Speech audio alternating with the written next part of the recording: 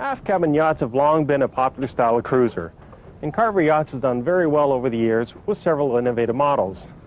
In fact, they're also renowned for building one of the smallest aft cabin models available on the market. Now, this 32-foot version was originally built from 1983 to 1990. In 1991, Carver redesigned it slightly and reintroduced it as the 28-foot aft cabin. It later became the 300, the 325, and then the 326 model. This particular model we're going to take a look at today is the 325 model, and it was manufactured in 1996. As yachts have evolved over the years, there have been some significant design changes. Many older aft cabin models would feature transom ladders, and boarding back aft could be a bit of a challenge. On newer models such as this Carver 325, a set of molded steps have been utilized, making it much easier to get aboard. Once up on the aft deck, you'll find a small but functional seating area with just enough room for a couple of chairs and a table. Access to the bridge is via a small 3-step ladder amidships. The helm is mounted to starboard, and there is enough room for a couple of passengers on a bench seat to port. The helm is laid out with twin shifters and throttles flanking the steering wheel. A large compass and the gauges are centrally laid out on the dash, and there's plenty of room to flush and surface mount additional electronics.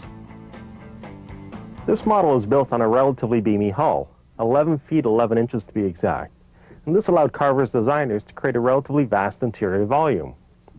Now, the main salon area is a bit compact, but there is room for a good-sized sofa and some modular furniture off to starboard.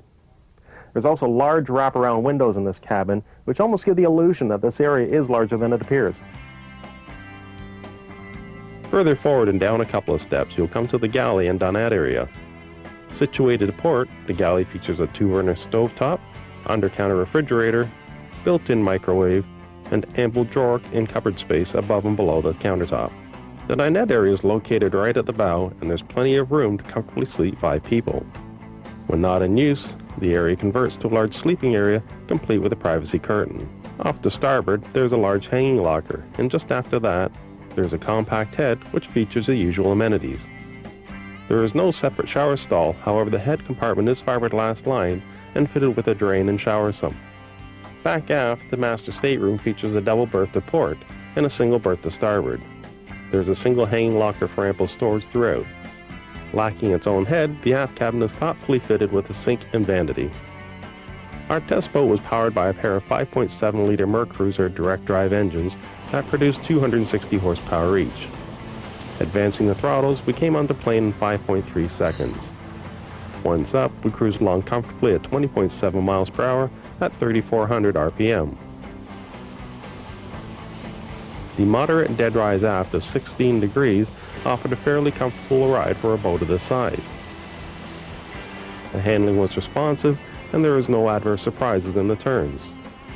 When we advanced the throttles further, we reached a top speed of 28.1 miles per hour at 4,400 RPM. Carver was one of the first manufacturers to introduce an aft cabin model of this size back in the 80s. The popularity has remained constant, and variations of this model have had a lengthy production run. Now, some people may consider the stocky profile of this model somewhat ungainly, but if you're looking for maximum accommodation in a boat in the 32-foot range, you should certainly check out one of these Carver models. Now, there's some subtle design changes over the years, but no matter which model you look at, you're sure to find maximum sleeping accommodation down below.